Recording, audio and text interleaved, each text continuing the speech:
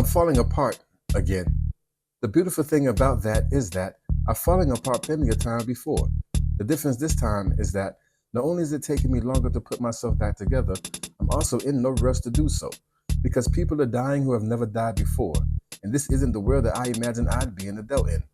I'm glad I'm not a parent. Because a child is only as good as a parent can belt them.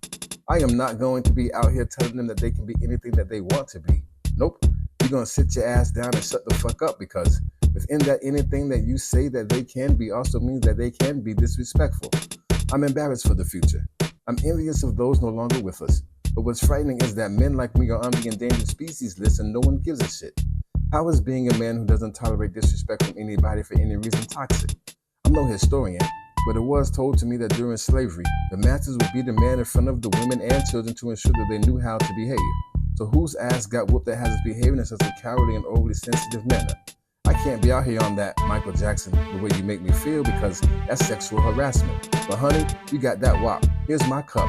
Make it runneth over and we can be the new Psalms 23. Hee hee. Okay, now let's see. Discrimination is good for the economy as long as the bias and prejudice is private. Because as soon as the bias and prejudice is made public, we're supposed to boycott that business even though they provide jobs for the community. So the economy must be booming because the discrimination is at an all-time high.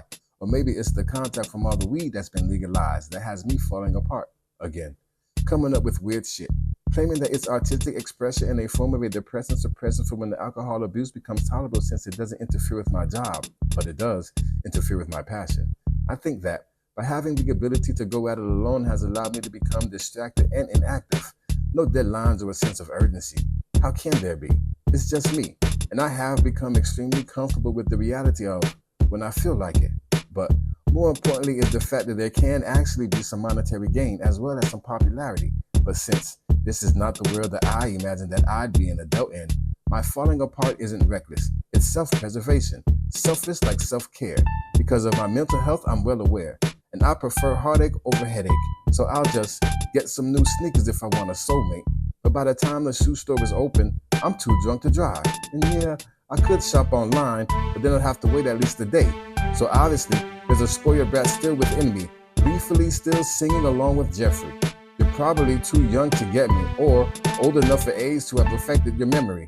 Well, as long as you're old enough to get your tubes tied and you're built like Susan, we can listen to Smokey's cover of D'Angelo's Cruising. No, guy, D'Angelo covers Smokey's Cruising. Facts. But doesn't who did it first come down to when you heard or saw it first? I know that's not how first works, but it does now.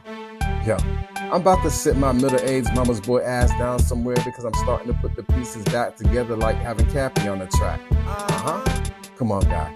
Let's get back on the couch. I've got Doritos and 2K on the 5. Let's vibe.